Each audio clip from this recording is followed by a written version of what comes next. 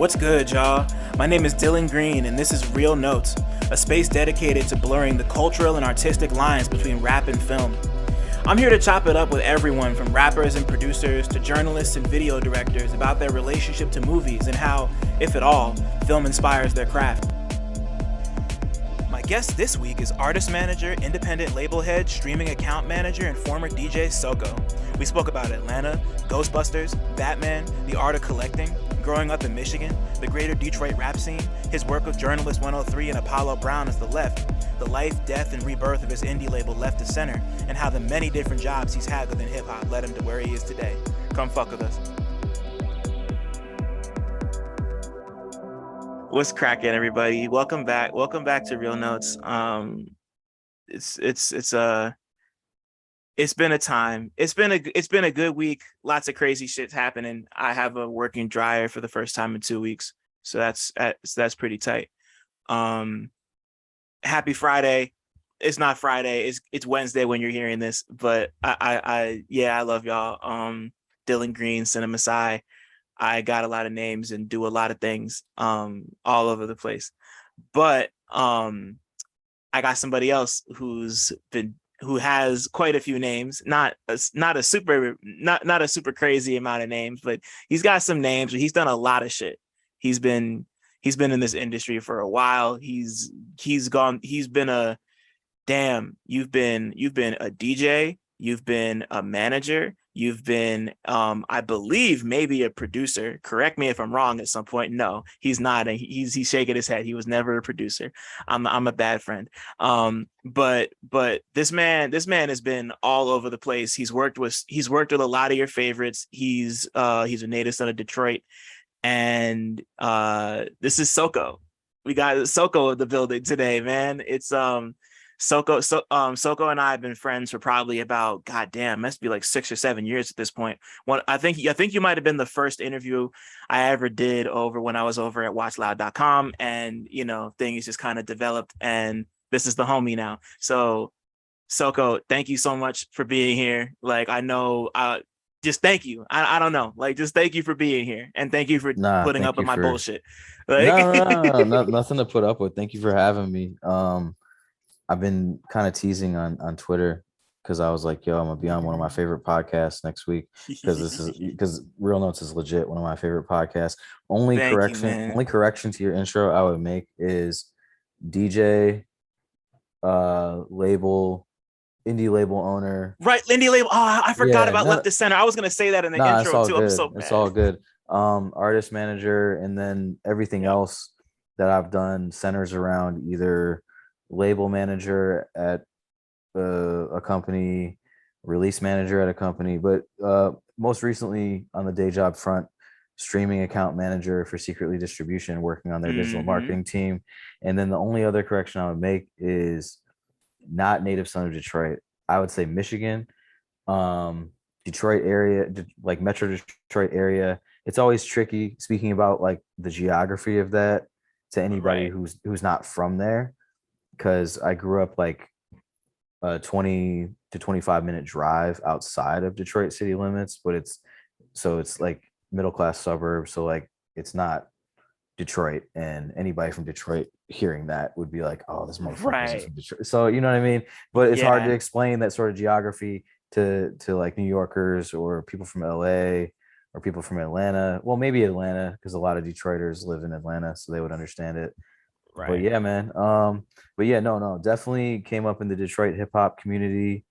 You know what I mean? Always was around the city of Detroit, have a deep love for the city of Detroit. But yeah, I would be doing a disservice to say that I was a resident. I was like in proximity, grew up in Metro Detroit area. So just wanted for the homies back home, I just wanted to make sure to make that clarification, No, that's and yeah, I also knew that. I'm just no, you're good. You're good. You've had a day. You've had a day. I already know. But yeah, no, like but just to jump off of what you said about the areas in relation to Detroit, it's kind of like how like I'm about 20 minutes away from Newark, but I'm not but I'm not from or live in Newark, so I get exactly what you mean. I mean, it's still kind of like, the geography is a little different even in Jersey than it is, based in Michigan, but like it's Yeah, kind of sort of the same idea. it'd be like somebody from Queens being like, I'm from Manhattan. You're not Yeah, from Manhattan. You're from like the New York metropolitan area. You know what I exactly. mean? Or like somebody who lives in Burbank being like, I'm from LA, you know. It's like you're close, but nah, you know what I mean? Like, Yeah, exactly. Yeah.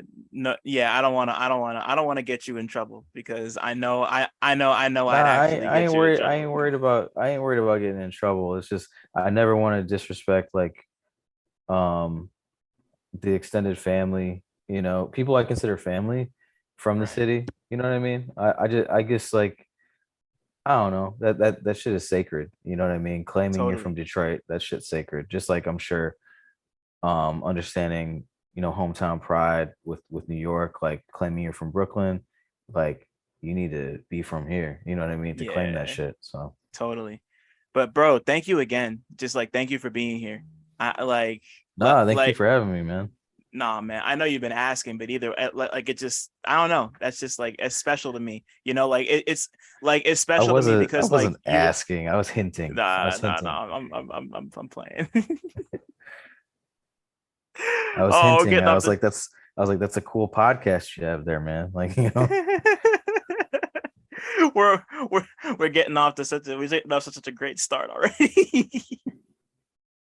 It just matters to me. It just matters to me like when like my friends are like doing shit like that, like it just means that you care and I appreciate the fact that you care. So thank you. no, of course, man. Likewise. Likewise. It's a dope podcast, man. I like the things that you talk about. I like the folks that you have on here. It's dope. Thank you so much, bro. So let me ask you the same question I ask everybody who comes on here. What was Sure. the last movie or TV show that you watched that you had a strong opinion about?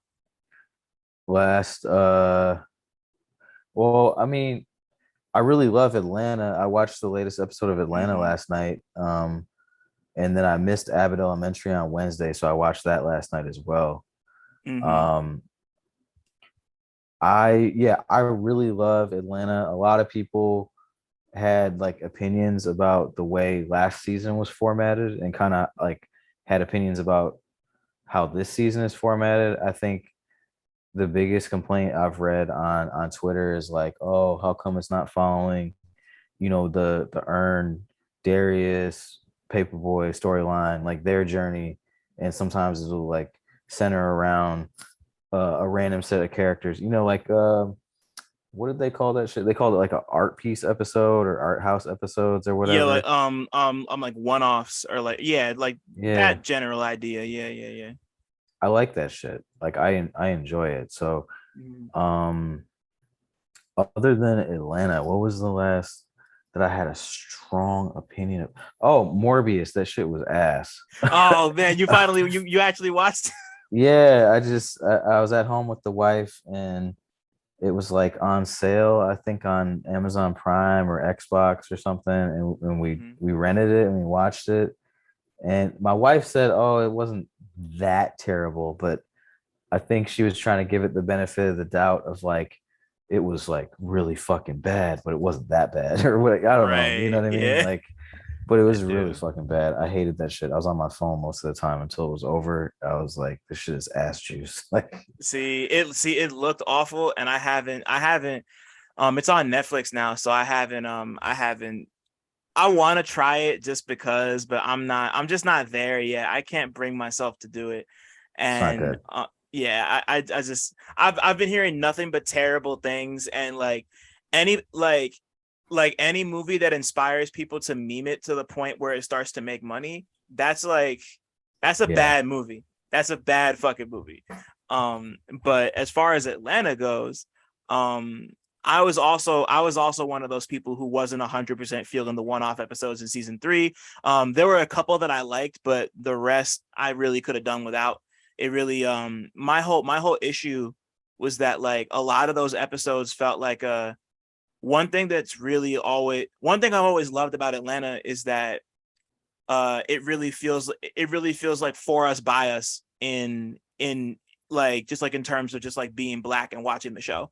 And a lot of those episodes kind of felt like they weren't they kind of felt like they were like explainers for everyone else, and it just Hmm. kind of took me out of the it just kind of took me out of the whole environment that Atlanta had established for itself. Not even in the sense that it wasn't following the characters, but just in the sense that it was like this no longer feels like it just kind of feels like they're trying to get at people who aren't a part of either rap culture or black culture, and just like you could like I guess that's just my nice way of saying it feels like it was made for white people, you know, like I in a lot of I ways. don't like hearing white people talk about the show Atlanta.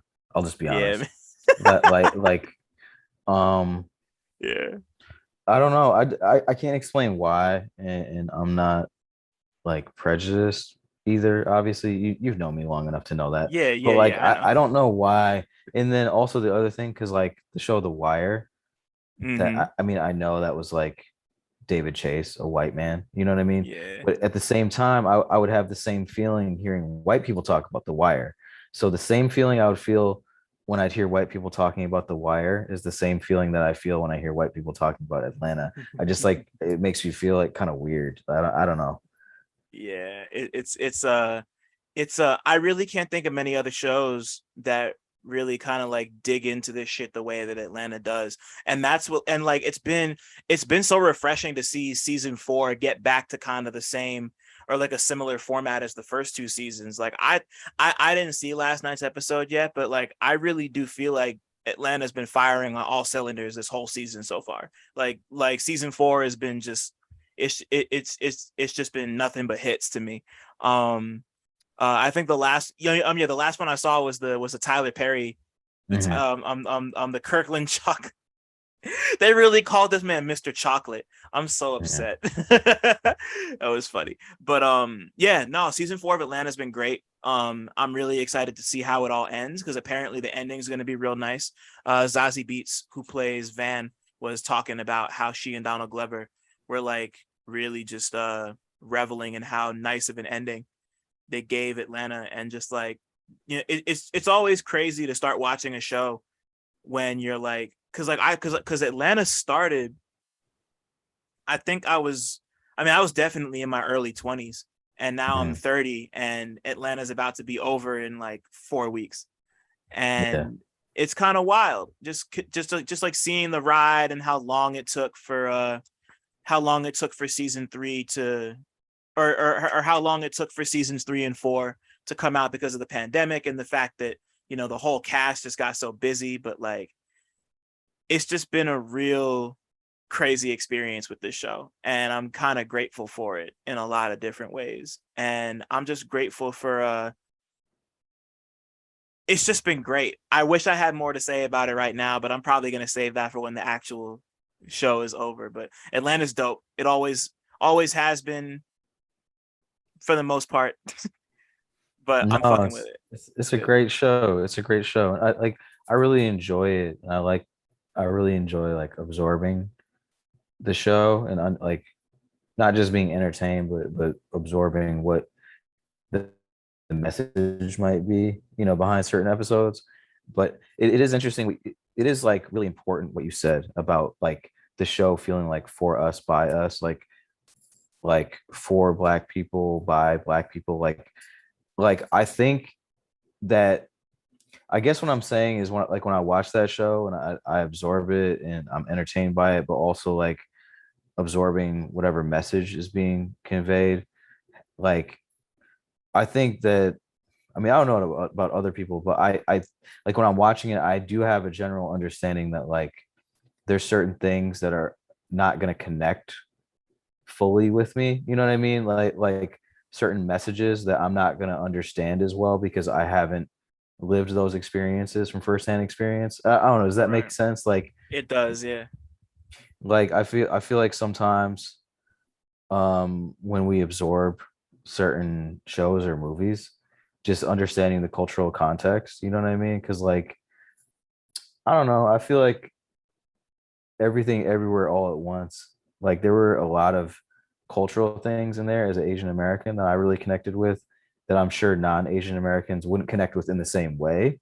Yeah, I can Yeah, so definitely attest like to that for sure. That's a great example. so like when people I guess that's something that I've noticed when people bring up like art, kind of similar to how white people were talking about the Oscar slap with Chris Yeah. Rock and Will Smith. Sometimes it makes me uncomfortable because it's Yeah. like there's certain lived experiences that you don't understand unless you're from that culture. You know what I mean? Or Right. like, or that you shouldn't necessarily be speaking on unless you're from that culture. You know what I mean? Hmm. Like, so that's kind of a little bit of a tangent, but yeah, but it's going back to what you were saying about the show, and I totally agree with that for sure. Damn.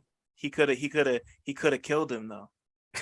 It's like Fucking nah, Judd nah. Apatow.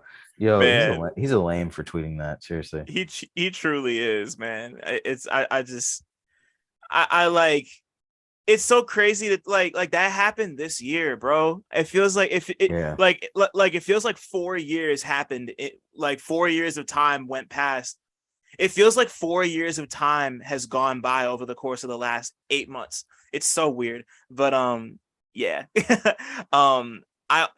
I feel like I've talked enough about everything everywhere all at once on this show, but like just one more time, I love that movie. Maybe my favorite thing I've seen all year. It's fucking incredible. I cried after. I think I might have called my mom after. I'm pretty sure I did. I hope I did. Um, It's a great movie. but yeah, just fucking fantastic. Yeah, just I tell everybody I get the chance, so just go watch it. Um, but for you, going back to baby Eric and child Eric. Yeah. Your name is Eric. It's Yep. so weird to Yep. call My name it. is Eric. Yeah. It's still so weird for me to call you Eric, but your name is Eric. At what point in our friendship did you find out that that was my name? Like, I knew did you find out at the wedding back in June? no. I knew the whole time. I just like Ah, okay. you introduced yourself to me as Soko, and I've just always known you as Soko. And then and then it was around the wedding. I was talking to Will Ketchum about it, and I was like, this is the like I've never heard this many people call him Eric before. Like I'd heard What did people Will call you say? that. Will and I just laughed about it. Oh We were both man. just like, yeah, like Yeah, um it's crazy because there's certain people who only know me as Soko. Some people only know me as Eric. It's strange. Like I've been getting called Soko since I was like in high school, like sophomore year of high school. So it was just kind of a nickname that stuck, and then it became my DJ name when I used to DJ. So yeah, it's just one of those things. Like it kind of depends on the context, like what circle you're like what circle you're in when you're being introduced to somebody. Like if I'm at a music thing and it's like professional 9 to 5 music event type thing, people are going to know me as Eric, so I'm going to be introduced as Eric. If it's like more my stuff, more off the cuff, casual, like my things that I'm doing outside of work, but it's still like music related, then people are going to know me as Soko, right, definitely. and it would Yeah, probably introduce me that way, most likely. yeah. It's just like even as we became friends, I just knew you as I'm like I even have because like I have you in my phone as Eric Soko. I'm gonna mess your last name up. How do I pronounce your last name?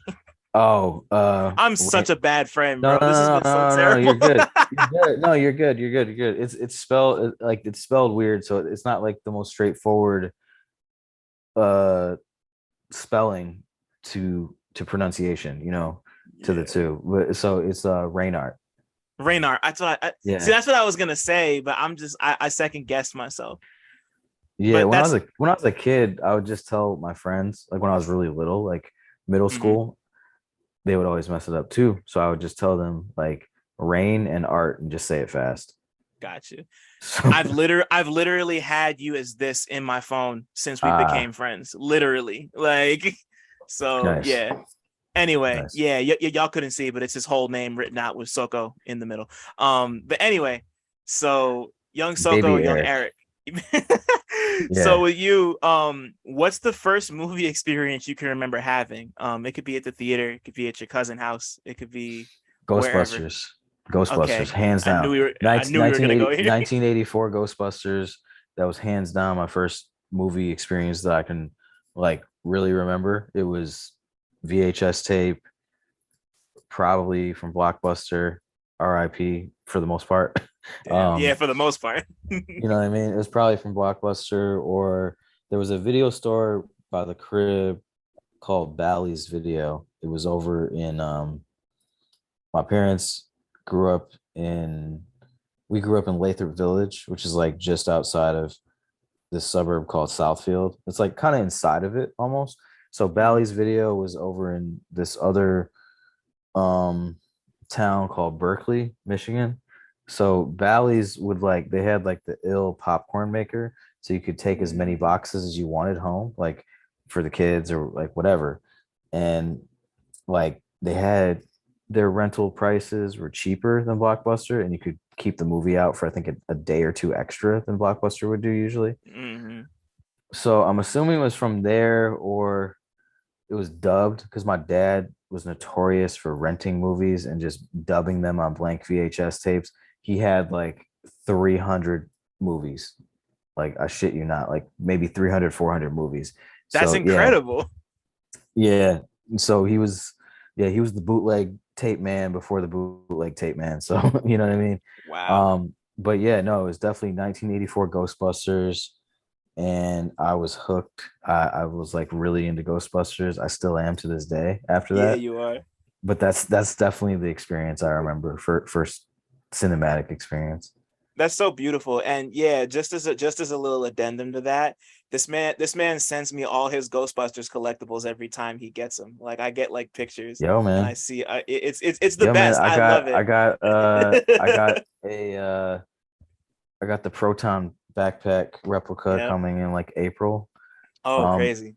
nah, man, I just like collecting stuff. You know what I mean? Because like there's a lot of things that I didn't have access to just because they were like expensive as shit, and Yeah. like they take an adult budget. You know what I mean? So, um, And a yeah, child's mentality, an adult budget and a child's mentality. yeah. So yeah, like I have plants around the crib. I collect plants. I also collect collectibles and just like, man, it's just like everybody needs hobbies, you know? Yeah, So man, I get it. I get it. Like, I'm a you and the rest and everyone listening can't see, but like my room is covered in fucking toys and records and books. Like, I'm also same. big, big, big on collectibles. Like, I literally somewhere around here, I just started building Gundam models. Like Nice. maybe about couple months ago. I just bought my third one from my favorite from the one from the one Gundam anime I actually watched called Iron Blooded Orphans.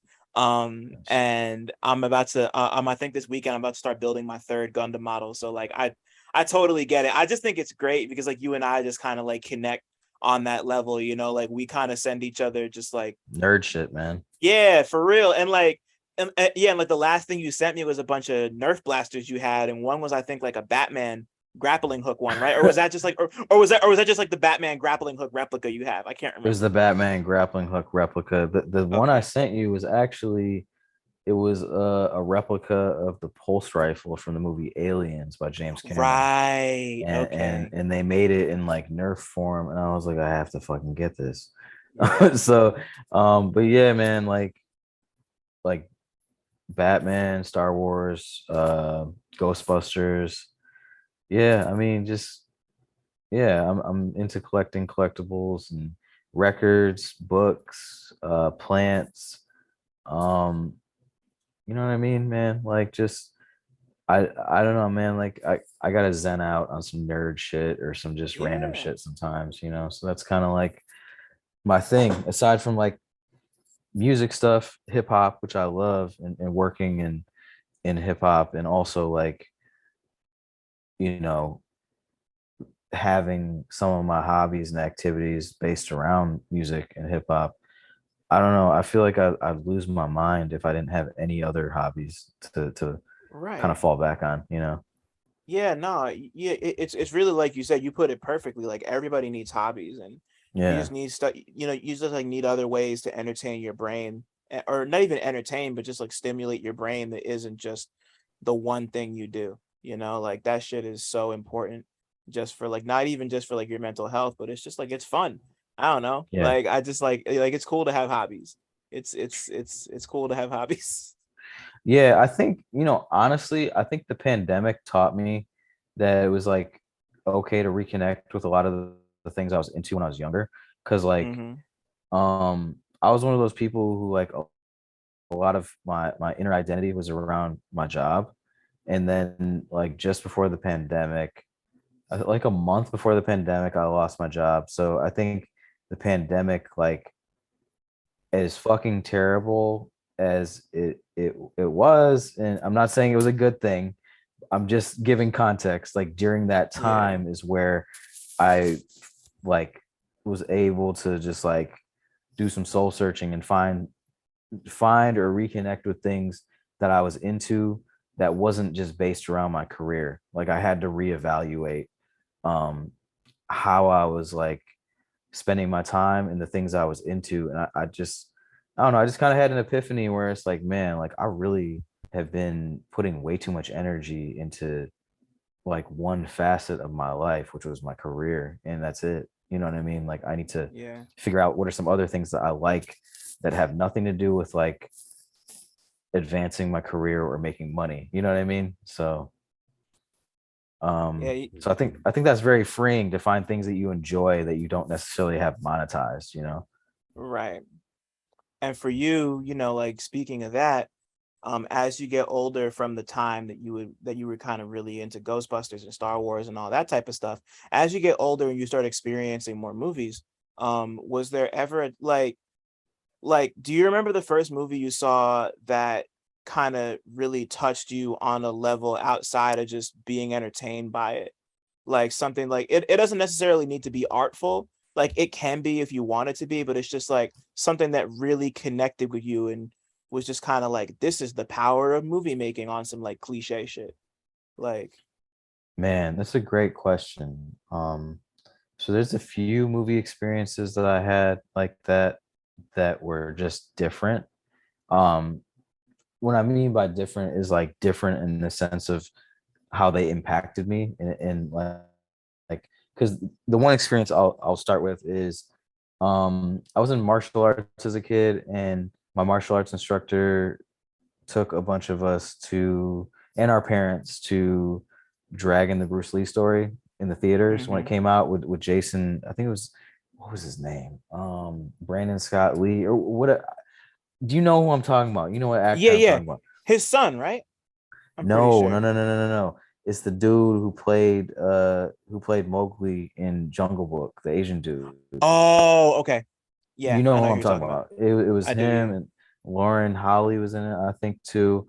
But yeah, so we went and saw that. So what I mean by like the type of impact that had on me was like I was just starting to learn about Bruce Lee at the time and learning about just like how cool that motherfucker was. And I'm like 8 years old. I probably shouldn't have seen it at that. Well, nah, it wasn't that bad of a movie. It's PG-13. So when I saw it when I was 8 years old, so like I didn't fully understand all of the cultural significance of it, but it really resonated with me, and I could feel the importance of representation on the screen because it's like Right. I'm 8 years old and I'm seeing like this dude. They're telling his story. I had a general idea that this was like a biopic. You know what I mean? So Mm-hmm. I'm seeing this and it's just like this motherfucker's beating everybody up. He's getting applause at these movie premieres and like he's filming Enter the Dragon. You know what I mean? So like it touched me in the sense of like, yo, this dude looks like me. You know what I mean? So just at 8 years old, understanding representation, the importance of it, but not knowing the word for it, if that makes sense. You know what I mean? It, Like, it, it makes perfect sense, man. Like that yeah, shit matters to like that shit matters especially to children, like we don't realize like we kind of take it for granted how seeing people that look like you from a young age can give you can like instill confidence in you in a way that's like healthy and productive. And like Bruce Lee he's fucking Bruce Lee. Like he was one of it. Wasn't that great of a movie in hindsight, but I mean, probably it, not, but for I like, mean, well, for the '90s, it wasn't bad. right. I'm sure they could have done better with the biopic, and some of the facts were a bit off. So there's Mhm. that too. But it did what it was supposed to do for me, in Right. terms of impact in my life and understanding how important it is to see like different representations of people who look like me Mhm. on TV, in film, in music. Um, just yeah, I think it's definitely important because it's like um, like Western culture, and I'm sure other cultures too, obviously, but just speaking in terms of Western culture, they like to put different races into a box, like one representation of how Mhm. Asian Asian people are, or one representation about how Middle Eastern people are. You know what I mean? So I think that's important. And so yeah, for me, there was that one, and then the other, the first time I saw The Dark Knight in theaters, Tell me Christopher about Nolan, that. that shit was fucking amazing, man. Oh my bad, I should go back a little further. In high school when 8 Mile came out, whatever people's opinions are about Eminem now, that just was an important movie for the Detroit hip hop community because it was based on a time in Detroit hip hop that actually happened. You know what I mean? Right. And he had a lot of people from the city of Detroit involved in the film and being paid as extras and you know what I mean? So that was a big fucking deal. I remember I went to the midnight showing on a Thursday. I was still in high school, and I remember going to school the next day tired as hell because like we went to a midnight showing and the movie was like Right. 2 hours, 2.5 hours, whatever. But yeah, that opening credit scene with Shook Ones, you know, like whatever jokes that have been made about that movie, you know what I mean? Whether it was a good movie or a bad movie, I just know that for my state and the hip hop scene that I was interested in, it was a big deal when it came out. Right. Yeah, I can only imagine. It's actually funny you bring that up because I had my man Papo 2004 on, and he was talking about how much he preferred Get Rich or Die Trying to 8 Mile. Especially, but like, Mm. but like it is what it is, because I remember when 8 Mile came out, and this was like at the point where Eminem was like he had like just become the biggest artist in the world. Yeah. And like like, and like, of course, like Lose Yourselves on the soundtrack. That movie came out on DVD on my birthday when it came out. So like I always remember that for some reason. um it's a movie I haven't watched in a while, but like I always have appreciated how important that was, not even just for like rap in general, but like Detroit hip hop specifically, especially considering that, like, if I remember correctly, like, I don't think Proof is an actual character, but like one of the characters in the movie is based on Proof, right? Well, actually, Proof was in the movie. Proof was the first dude. He played Lil Tick. He was the first dude who battled. Okay. Who did he battle? Yeah, he battled Eminem in the first scene when he choked. It's Um, been it's been too so long since so I've seen so the so movie. so P was actually in the movie, but yeah, Mekhi Phifer's character was like loosely based on him, and then See, yeah. the battles were loosely based on like um the scene that M came up in, battle wise, Right. like hip hop shop. You know what I mean? So like, Hmm. which obviously I hope nobody like comes for me about this because I didn't live through that era. So some of my specifics might be off because I wasn't alive. Like I was alive when that happened. I'm saying I was a kid when that happened. You know what I mean? Yeah, So, right, right, right. but yeah, from what I've been told, it's loosely based on things that actually happened, and it's like, yeah, like the homies were in it. Miss Corona, Marv One, House Shoes was an extra, not extra, but he was in it in the background, like in the beginning Yeah. scene. You know what I mean? So like, it was a big deal, you know. So it had I had a sense of pride going to see it, man. I was only in high school, so like all the folks who were like involved in the film, who were extras or had, you know, roles in the film, I was way younger. You know what I mean? Right. So I think in a lot of ways that helped my understanding of the importance of the Detroit hip hop community. And then, you know, fast forward and you know, I've made my own certain marks on the Detroit hip hop community, and I'm in a book that Hex Murda, not I'm sorry, not Hex Murda, Ironside Hex, because he doesn't like being called Hex Murda anymore. Ironside Okay. Hex. So for context for listeners, he managed Elza, Danny Brown, Guilty Simpson, Black Milk. I hope I'm not forgetting anything or anybody behind that. But yeah, he co-wrote a book with photographer Jenny Risher.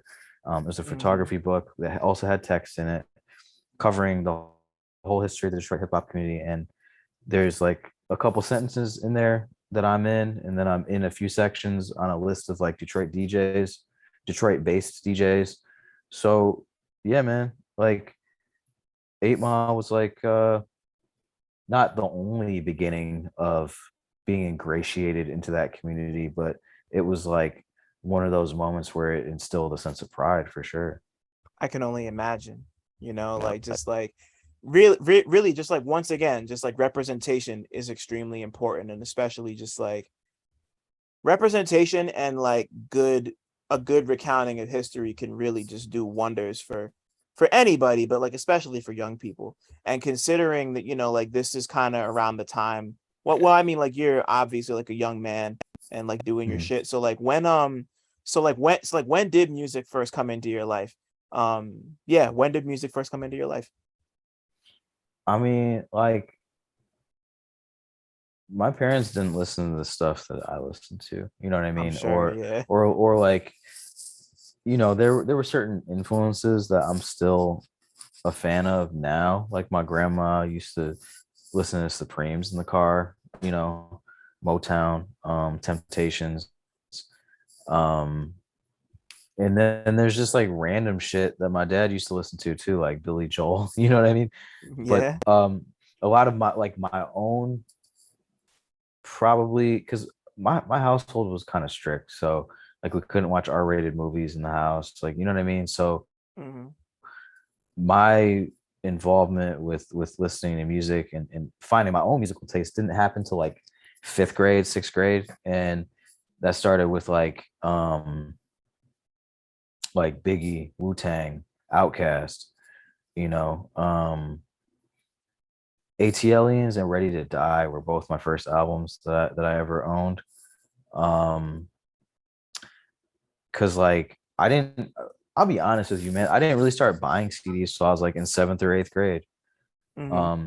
But it was definitely Wu-Tang, definitely Biggie, Big Pun, Outkast, and then just like it just you know once you start diving in, it snowballs, you know. So it's like okay, I gotta get the Chronic, I gotta get Doggy Style, I gotta get All Eyes on Me, I gotta get um, you know what I mean? Like I'm drawing a blank on some of these album names, but just because I'm on the spot and that always happens. So, Yeah, but always happens. you get what I'm saying. Like that's where it started. And then also a lot of you know I used to skateboard a lot. I skated for like 7 years. So and I was pretty fucking good. I'm not gonna lie. But there was a lot of music that I would get put on through like skate videos, like Right, I think the first time I got put onto like hieroglyphics and Big L was through like a skate video. You know what I mean? man. So because that was like Shazam before Shazam, because I would check the end credits like, oh shit, what was the joint that like Stevie Williams was skating to at you know this Hmm. spot, or what was Kareem Campbell skating to at this spot? Like, let me go find this shit, you know? Damn, I was just talking to Gang about this a while ago. That's so crazy. Wow. I had no idea. I've known you for 7 years, and I had no idea you used to skateboard. That's crazy. Yeah, Um, yeah. You know who else used to skate? I was talking to him about it. Shout out to shout out to Baba Salim oh no used to way! skate. Yeah, yeah. Wow. We're talking about it. He used to skate, and um, we were talking about just like certain skateboarders that we were both fans of, and like, yeah, man, he was nice too. I think he still skates a bit. He was telling me so. Oh man. Shout out to Salim. He got us right for the Rock Marciano Alchemist show. That was a lot of fun. Nice. Yeah, I had a good time, man. I had a good time, and I wish I had gotten the oxtail sloppy Joe before the show. Damn. We're gonna go back there and get that next. You're gonna get that next time because that shit was like I, Well, you should go. you know, You should for Rome Streets on the 22nd. I think me and some of the homies are gonna go back there before the show. So fire. Damn. yeah. Shit. There's so much going on that night. Cool. Okay. Yeah, totally. Yeah. Oh, now I'm just hungry. Sorry, you got me thinking Nah, about it's all good. it. What's it called? So right. So this is music for you. And as you're like as you're coming up with all these musical and filmic inspirations, like was there ever a moment when you consciously linked film and music together in your head? I mean, like the skate videos is a pretty good example, but were there any other moments where you kind of had this where you just like linked film and music together as two things that complement one another?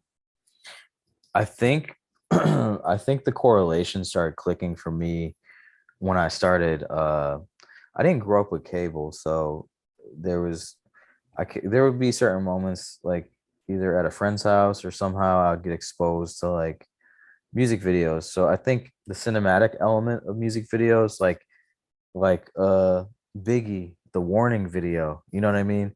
Starting to make the connection between like, music in the form of storytelling, in the form of a visual representation, and just the tie in there, you know what I mean? Um, and then like kind of understanding a bit like the cinematic feelings that certain scores elicit, you know what I mean? Like Danny Elfman doing like the Batman 1989 score, or like um whoever, I really feel bad that I don't remember this person's name, but whoever was doing the scores for the Star Wars movies and shit Uh, like that. that's John Williams who did the score for Okay, his. Yeah. cool. Yeah, so yeah, it's just like I think a lot of my favorite storytelling songs, it it it it feels like a movie. So I think I started seeing the connection there. And then honestly, and you're gonna laugh probably, but the show Entourage, seeing how great like the music supervision on that was, and how Mhm. like it just made me more hype for certain moments in the show when they would pick the right songs. Um, so I don't think there was ever like a light bulb moment for me. I think it was just kind of like understanding over time the connection between cinema and music, you know. Right, totally. And like you said, I was gonna laugh at Entourage, and I'm not a fan of Entourage, but I have to give it up because like their music supervision was always really dope. They always had great needle drops. Like needle drop Yeah. music cues will really change the way you watch anything. It'll make something hit or not hit. It depends, and like Entourage is definitely one of those shows that you could tell they paid special attention to the music they played in it and like the people they had on the show. And I always got to give them respect for that, even if Turtle's not one of my favorite people on planet Earth, you You know. didn't like Turtle? Why didn't you like No, Turtle? I don't know. I honestly might not have just I might because the last time I watched Entourage was when the movie came out because I screened it Mm, back when I used to like do film that critic movie shit for real. sucked. That movie That was movie so was bad. terrible. I just don't like his face. I think that's it. Like I was just talking to my Jerry sister about this a Ferrera? couple. You don't like Jerry Ferrera's face? Yeah, I was just talking to my sister about this a couple hours ago. Just like not this specifically, but just like the general idea of just like people with like punchable faces. Like they never Oh done anything man. wrong to you. It just like you just look at them and you're just like, like Nah, I feel you. I feel you. You know who yeah. has no, I'm not gonna say who I think has a punchable face. I'll get dragged on Twitter for it. I'm not gonna say it. Tell me later. Tell me later. Okay. Martin Short. maybe What? you'll edit that part out. I don't know. I'll edit it out. It's all good. Oh yeah, Martin. But I'll say it too, just so we have it. Martin Short does have a punchable face. He's funny and I like him, but he's got a punchable face. That's for damn sure. Um, oh no, you're good. So as you grow up and you become, a young man, making your way in the world. When did you first know that like rap or like hip hop culture would become something more than just like a hobby and a thing that you loved and it was like a thing you wanted to work in for real? I think that's a big question. I think over time, it was definitely one of those overtime things, like organic evolution for me, because like Mm-hmm. I knew I wanted to be a DJ.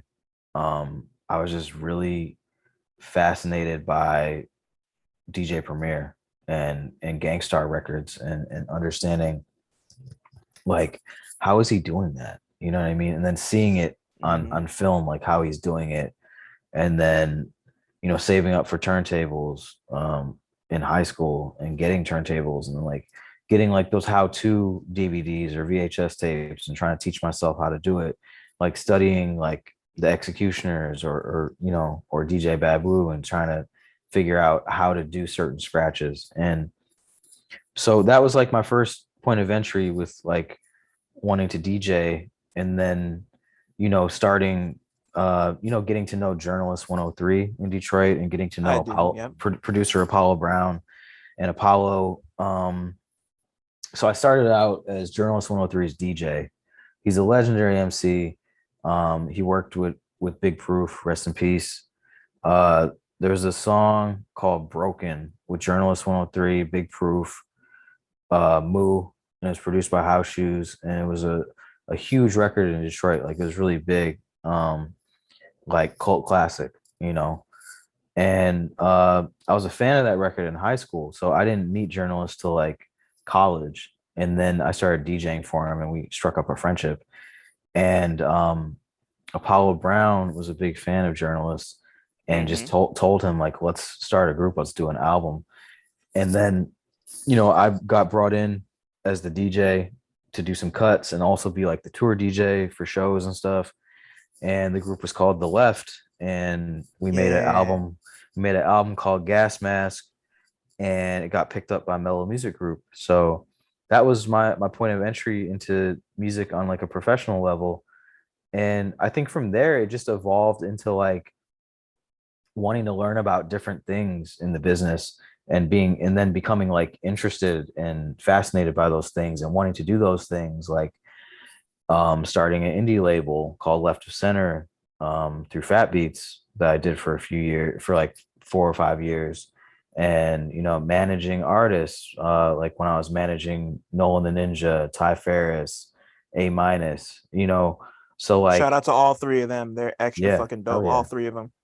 No, that's all family right there, man. And they're Mm-hmm. all like they're all like doing their things and thriving respectively on their own terms, man. I love that for them. So yeah, so naturally it just became an evolution of like I'm good at these things and I'm being exposed to these things and I want to do these things. And shout out to Jim Drew at Soul Spasm. He gave me like my first like industry job as digital label manager for Soul Spasm, which is Mm-hmm. a distributor based in Williamsburg. And they put out like Marco Polo. They put out what else did they put out? AG from DITC. Yeah. They distribute a lot of stuff, but they are still my digital distributor for Left of Center. And yeah, Jim gave me a job, and that just snowballed from there. Like I was Right. working at AWOL for a short while. Yep. I had a freelance job doing some stuff for E1 through Havana Joe. Mm-hmm. Freelance for the Orchard for some stuff. Um, I continue to do artist management, managing producer Trox Shout out out of to Portland. Trox. Yeah, That's the co-manage homie. co-managing Jay Nix out of Shout out to Miami. Knicks. Also. Yeah, co-managing with Advantage O, and then also in a more unofficial capacity, managing Joe Spano out of Detroit as well. Yep. Shout out to Um, Spano as well. Yep. yeah. Um, but yeah, man, just like, and then streaming manager for the DSP marketing team at Secretly Distribution. So Yeah. I don't think it was like because there's some folks who they're like they have a clear roadmap, of what they want to do, and Hmm. they start interning in college, and then they might intern a little bit more outside, like after college, and then get a coordinator role, and then get a manager role, and then get a director role, and then there's one day they're like the VP, of their department. You know what I Right. mean? Yeah. So like Work up that from the that mailroom type shit. Yeah. yeah, that point of entry wasn't there for me, not because I knew about those things and just said, oh, I don't want those things.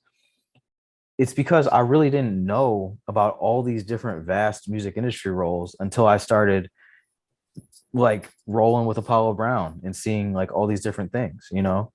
Right. Um, like like it really changed my perspective when I had money in my pocket from doing like 2 weeks in Europe and seeing like all these people like connecting with the things that we were doing at that time. You know what I mean? And just Right. it totally changed my perspective from like, okay, this isn't just a hobby.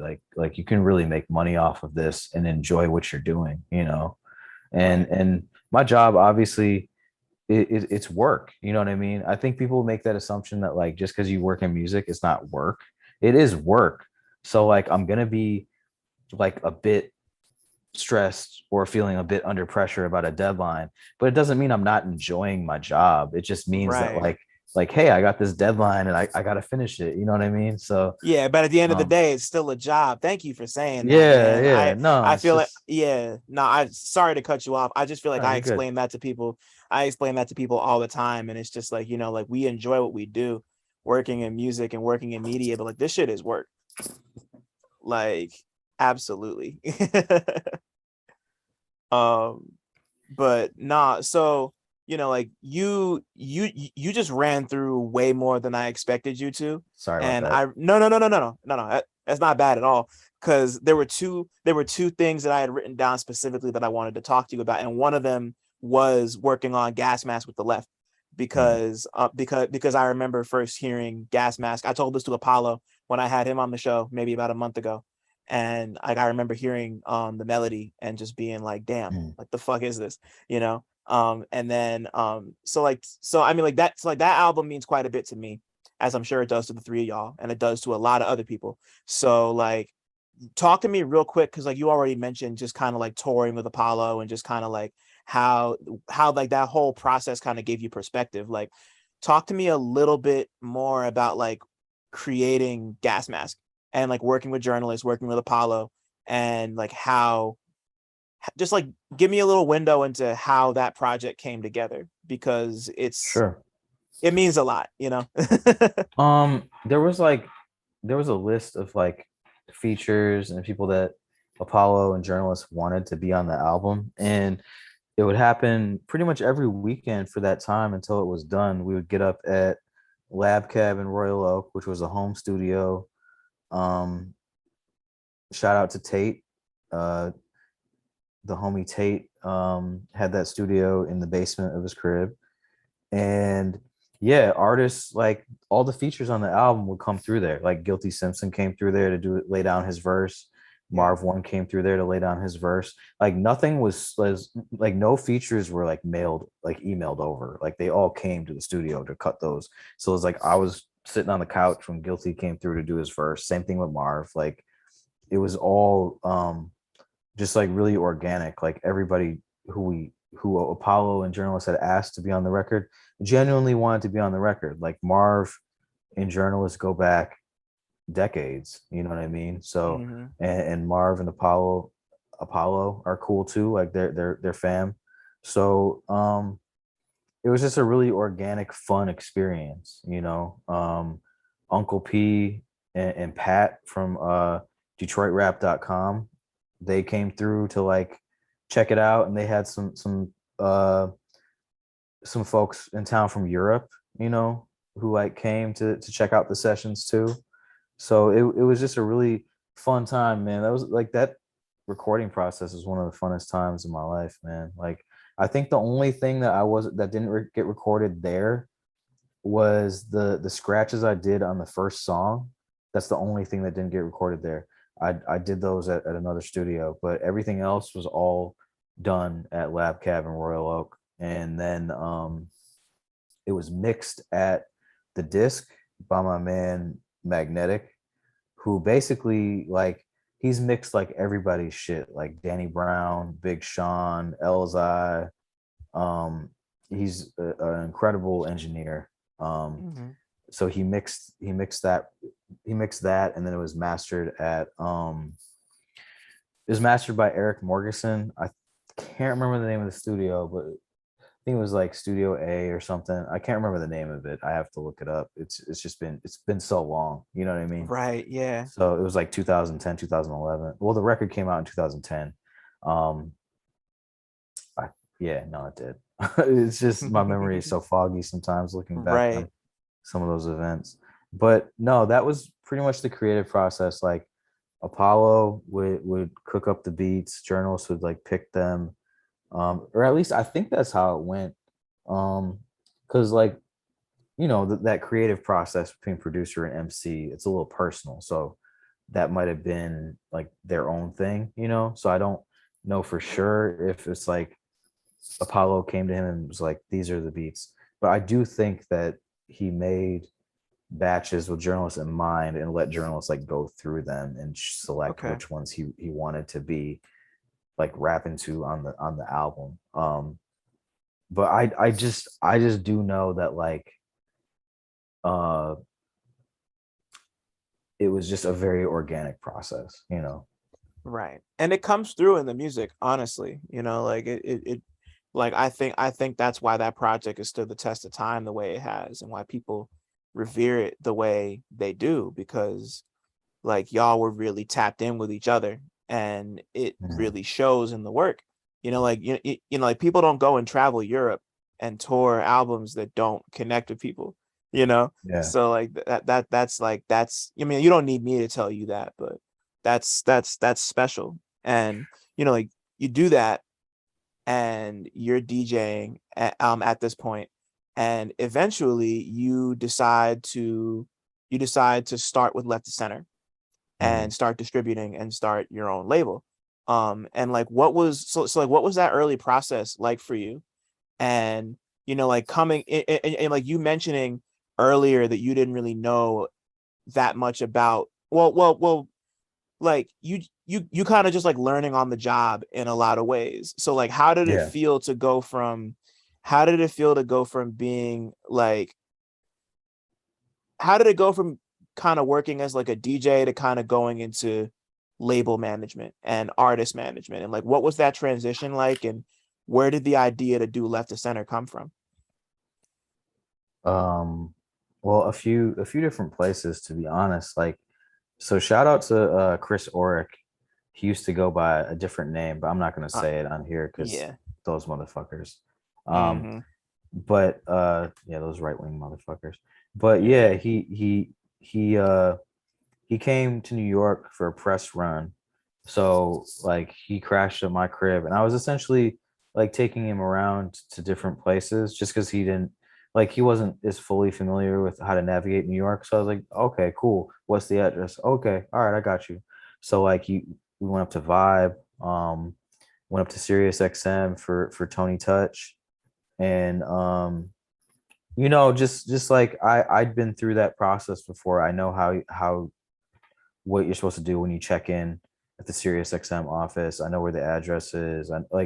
So I just made sure that he didn't have to do anything, and we just would chill and we chilled in the green room until it was time for him to go to the studio with Tony for the recording for the show. Not recording, but you know what I mean. Yeah, yeah, Um, yeah, the taping. Yeah.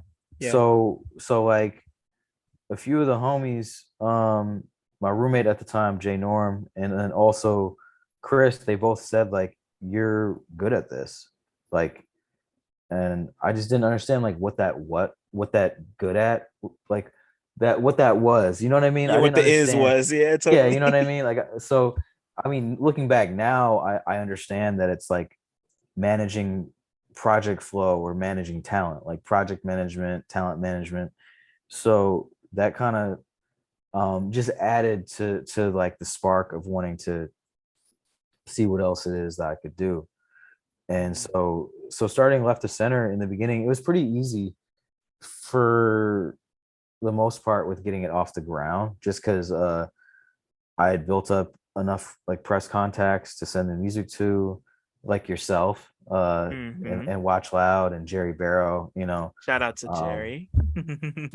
yeah, so like at the time I put together a DJ compilation, and I told Fat Beats like, this is my vendor name, this is my imprint that I want to put this out under. Can you guys do distro for me? Cool. We did physicals, digital, um, and then I just let them know like I have more things I want to put out, and that ushered in putting out records for Nolan the Ninja. Mhm. And yeah, in the early days, like it was definitely my like label, but I would be remiss to not shout out Dart Adams because Yep.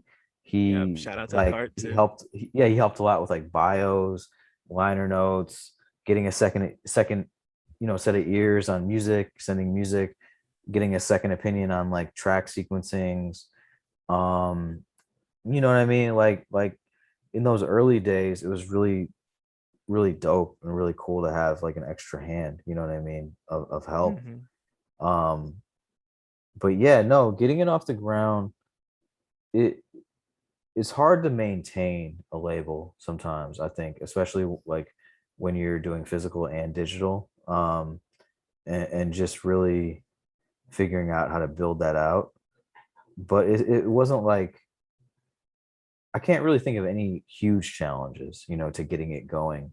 um I think having distribution, like a distribution situation set up, like really helped move things along for sure. Right. And then of course, like you mentioned, it's hard to maintain. And then after a while, you wind up putting it on ice for a little bit just to kind of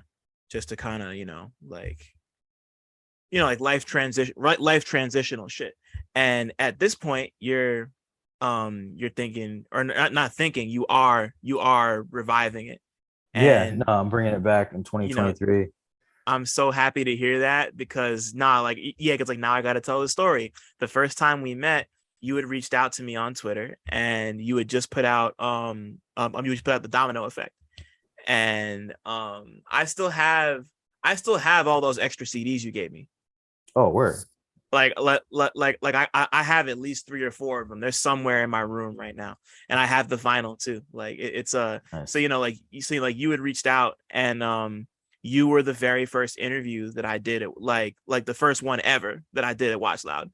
And like I hadn't, like I had experience doing interviews before at that point, but like to me, from where I was standing, you were someone who had experience and you were putting all this shit together. I know you're shaking your head at me right now, but like, listen, you, from what I could see, you had all your shit together. And I was like, this dude is really dope. He put together this really cool project with all these really dope artists. And I was just like, wow, like, look at him go, And I was just like, Thanks, really man. out.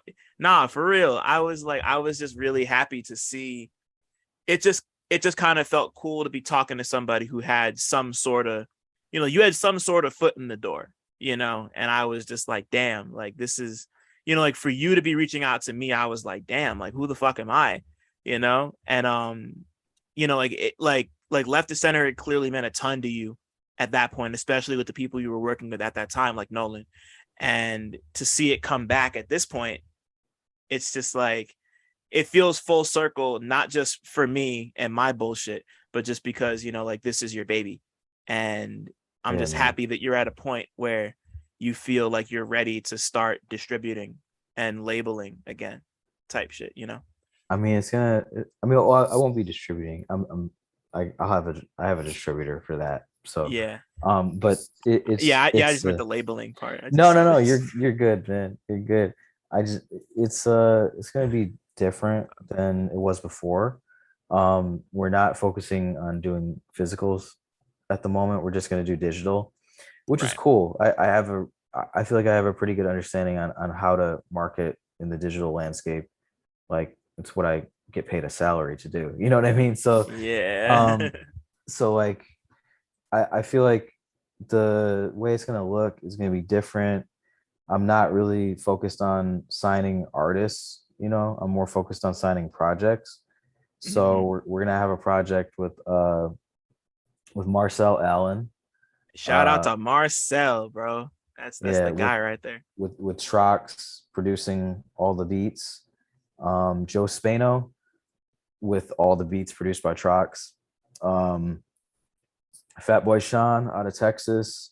Shout out to Um Sean too. He's dope.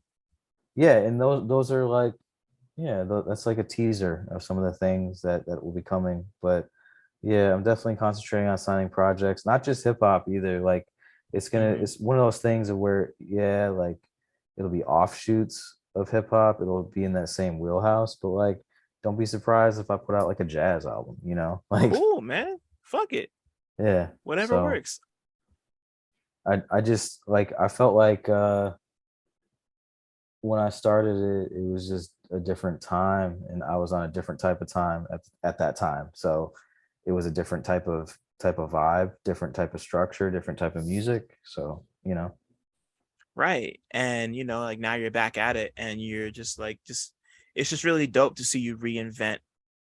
It's just dope to see you reinvent the label and just kind of have it as a because and like especially considering that that's like the wave right now is kind of like independent labels signing people to projects as opposed to like signing like contracts in yeah. in like a career sense you know and I love that model just in the sense of like the freedom that it gives everybody involved um and it's really cool to see you kind of adapt that for this thing that you created like some years back at this point. And it's actually a nice little segue into this next question I have for you, which is like the fact that like you've held so many positions and done so many jobs and shaken so many hands over the course of the last Doesn't feel like um it. you have, bro. Don't be modest. Like I got you. I all, got you. I all that appreciate you. all that no, of course, all that shit you just said. So just like you've occupied so many different roles in all this shit. Mm. And just because I'm curious, like for you kind of moving from like the late 90s and the early 2000s to now, like this is another big question, but like what's the biggest or most significant change that you've seen the music industry go through over A, there's that, and then B, what's the thing that you're surprised has stayed the same over the course of your career? Okay. This is really hard. Well, the thing that changed, well, I mean, obviously, well, there's the obvious one, the transition from physical sales of CDs to like streaming. Like that's an obvious one. You know what I mean? Yeah. But it is a cool evolution seeing like it evolve from like buying a single for 99 cents on iTunes. Obviously, iTunes still exists, but to this expansive streaming model of like Tidal, Amazon Music, YouTube Music, Spotify, Apple Music. You know what I mean? So that's Yeah, that's Audio definitely Mac and shit. Yeah, totally. Audio Mac as well. Shout out to Audio Mac. That's definitely Always. interesting. And it's just like so the thing that I'll say stayed the same is uh shit. For it to have a really lasting cultural impact, the music still has to be good and it still has to connect.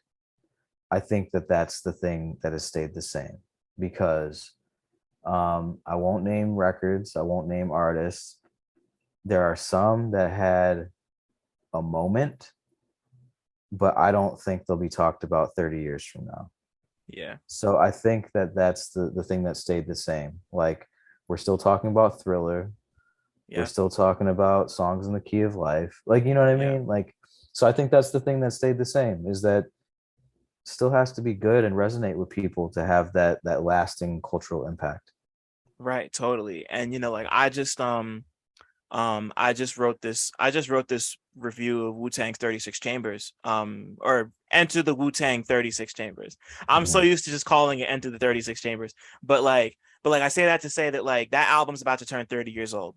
And like the connection that it had, the connection that it made, not just with fans, but just like on rap in general, like if that album doesn't exist, at least three or four different movements don't happen. Yeah, Like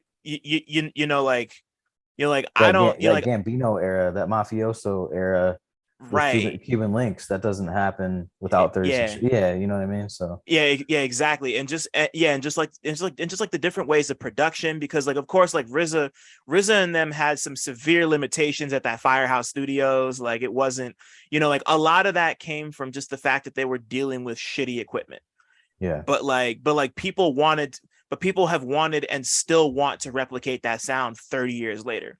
Like to a certain extent, I would even argue that Dilla as we know him might not exist without RZA.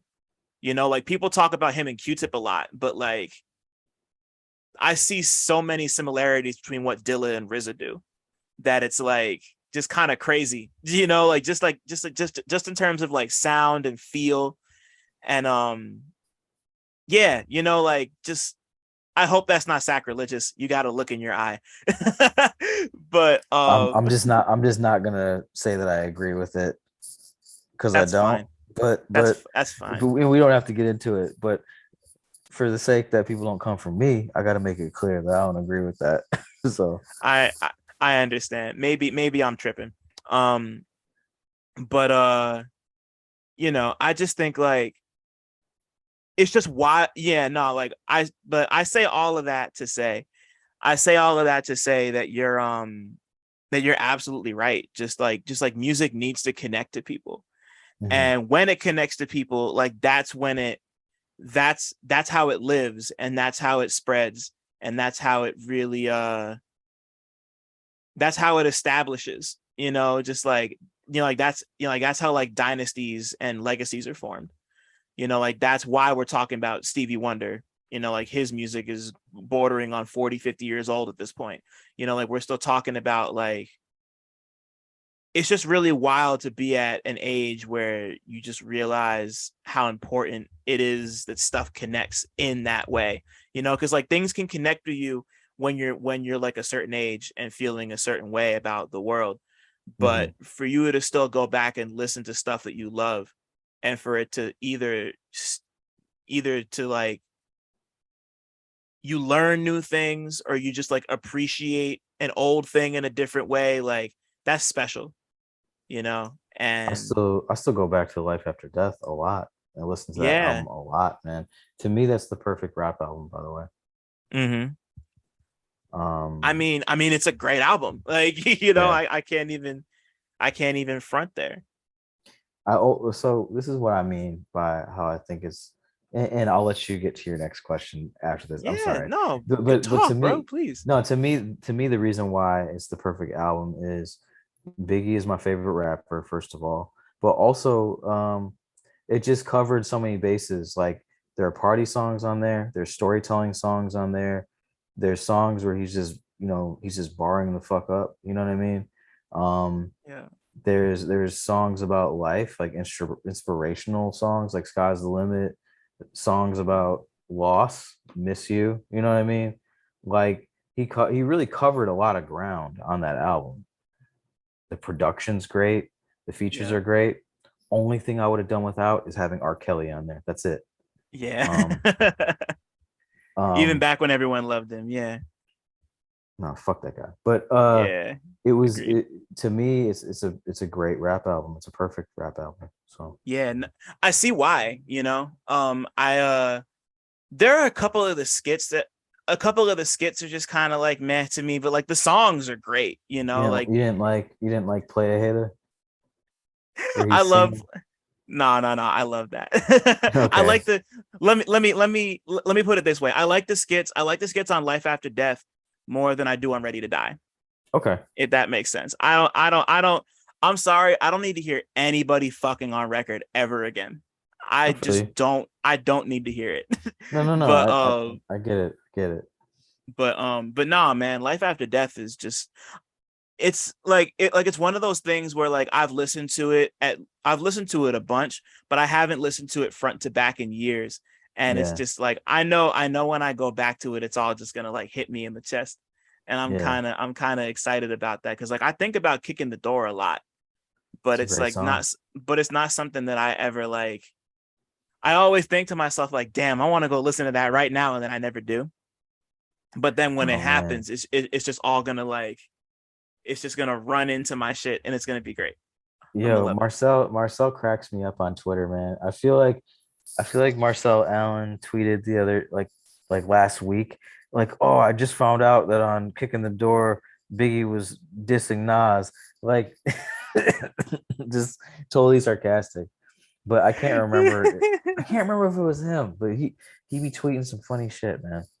Yeah, no, Marcel's a riot once again. You know, Yo, alum of the show. Yeah, yo, man, me, him, Havana Joe, Marcus J. Moore, we all went and got lunch at DeKalb Market. Man, yeah, he had us dying, bro. He's just a really awesome, genuine dude, but he's funny as fuck. He will have you yeah. rolling. Yeah, he's hilarious. I've never met him in person, but like that's the guy, and I'm hoping to meet him in person at some point. Him and Thelonious and Thelonious Martin and Jacob Roster's project that came out earlier this year is really incredible. And I'm like sad more people don't know about it. You know, like I Yeah, did what no, I it's could, amazing. but like I did what I could, but I Yeah. just like for him to get Boldy James and Havoc on his debut project is nuts. Like that Yeah. alone is like, you know, like he means business and he's gonna be here for a while. And I can't wait to see what y'all do together. Like, you know, like the three of Definitely, y'all, man. like you, him, and Trox, like that's gonna be nuts. No, Um, definitely. Yeah, he gave me a ride home after lunch and just I was playing them Trox beats in the car and just yeah, man. It was dope. mhm. Man, oh, I love to hear that. No, Damn. definitely. Um, but what's it called? Like,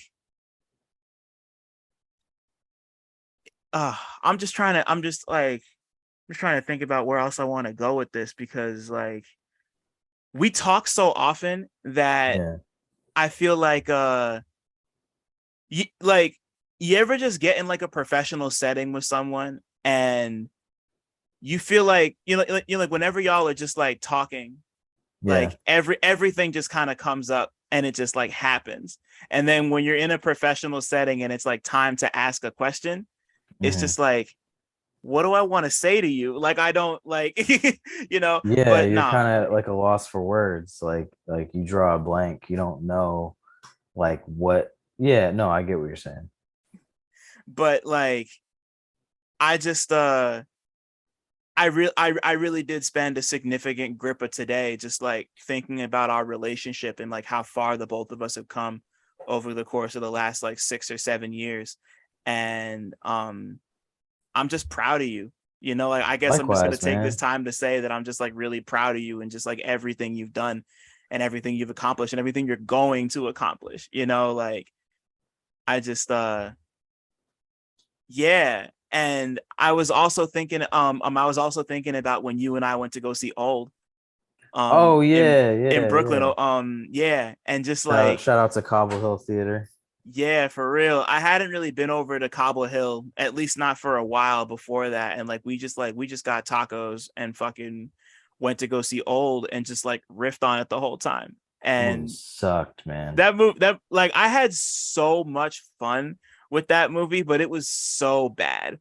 What was Like that? What was that dudede's name? Like Midsize Sedan? Why is that? mid-sized Why sedan. is his rap name Midsize Sedan? Like, I don't know. I there was a period of time where I thought there must have been like a rap supervisor on there or something, or at least I'd hope there was a rap supervisor on there, because it's just like, where did you come up with that name? Like, why mid-sized sedan? Like, I can't Crazy. like I can't think of any rap name ever that's as like create like, like even someone like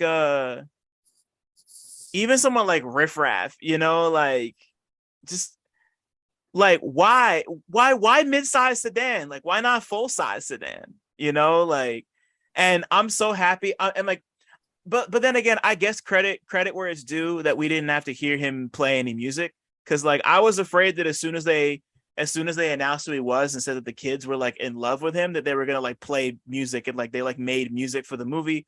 Yeah, Thankfully, they didn't do that. But like, why, man. bro? Yeah, man. Why, son? Yeah. Yeah, nah, like, yeah, nah. We got fucking ices at the end. It was a good ass day. That was just a very, very, very good day. Yeah, man. And then so yeah, last Saturday, the Rock Marciano Alchemist show at Elsewhere. Yeah, I think before that, the last time I saw you was in June at my wedding. yeah, I'm pretty sure Yeah. Yeah, man. that was a beautiful day. Like, Thanks, man. I'm glad you and Des could show up and make it. absolutely, It was dope absolutely, having bro. it was dope having y'all there. Oh, I'm so happy. I was then at the very end of the day, your Duke Jordans, which I have my pair right up there.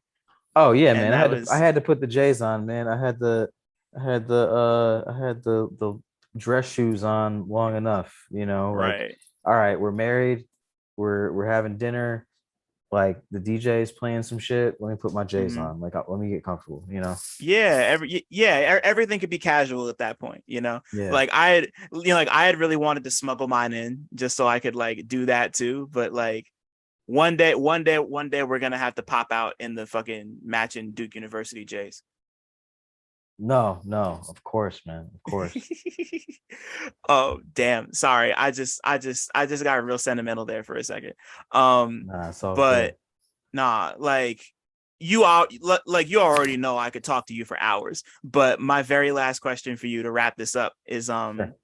Eric Soko, if your life was a movie, what would it be about? What would the movie be about? What would the movie be about? Like a movie that exists? No, like, Oh, yeah, no, if you were to like take your life and turn it into a movie, what would it be about? uh, damn, this is a hard ass question for the last question, bro. Like, Sorry. um, what would it be about? What would my movie be about? Like, would it be it could be a biopic about my life? If yeah, Um, yeah, like it could be that. Like I've had people tell me that like their life would be like some sort of crazy Fast and Furious type action movie or something like that. oh, Like, I'd want to be a fucking superhero, man. I'd want to there be you go. like the Asian Batman or something without like my Hmm. parents getting killed, like Yeah. so Yeah, yeah, no, man. we don't. No, we don't need that. Fucking. What would you have powers or would you not have powers? Which Nah, would you prefer? I just have money and I'd make gadgets or buy gadgets, like go to go to Lowe's and buy a bunch of parts and make shit and hopefully I'd be super smart in the movie. Hmm. Would you be Batman specifically, or would you want to be your own thing? I'd want to be Batman-esque, like Okay. Yeah. my own superhero, but like some similarities to the Dark Knight. Hmm. Damn. I could see it too, honestly. Stop it. Like, Stop nah, it. nah, I could see it. Stop you it, just, you man. just, you just like, like you, Without the brutality though, man. Do you know how many yeah, if Batman were a cop? Do you know how many yeah, brutality complaints he would have had? Like, yeah, I don't want to be like yeah, without that. You know what I mean? yeah. Batman's already Like I basically don't just like a a what? cop. Yeah. Yeah, like I don't want to be yeah, breaking yeah. somebody's arm for jaywalking. Right. Yeah. Nah. Just like, like he's just like a self-appointed cop at this point, and just like we love Batman, Well, and he don't really, like he don't really fuck with the cops like that though. no, he doesn't. Just Gordon. But at the Yeah. same time, he has like this moral compass, this self-righteous moral compass of like Hmm. good and bad, or like, you know what I mean? He's definitely not a mental health advocate. I can tell you that No. much. Like, so Yeah. He said you're depressed. What's depression? yeah, take this bread. Like, nah, but my thing is like, so my thing that I think a lot of people who are really into superheroes, like I think sometimes they don't understand that the characters are flawed. You know what I mean? And it's like they're hmm, not real people. You can critique real people and you can critique imaginary people. Like right. I'm a big Batman fan. You know what I mean? Like I grew up reading the comics. I still collect the comics to this day. Like, but I'm not gonna sit here and be like, yo, Batman's not problematic. Like that motherfucker is problematic, bro. Like he's out here Absolutely, son. beating the shit out of people, like beating Yeah. the shit out of people who should be uh seeking psychiatric help. Like, you know what I mean? Right. Yeah, like yeah, like I feel like I said this before, but like, do you know how desperate you have to be to work for someone like the Joker? Like, Oh man. like CVS isn't hiring, UPS not hiring. I'm gonna go work for the Joker. Like, that's Yeah. crazy, son. Like, oh my God. Maybe maybe the Joker has a really good health insurance plan for his employees. I don't know. You know. Maybe I would, like I would hope so. Like he's like He burning. feels like a possibly though, maybe not. He kind of feels like a Cigna employer. I feel like Cigna's okay, you know. Yeah, yeah, So yeah.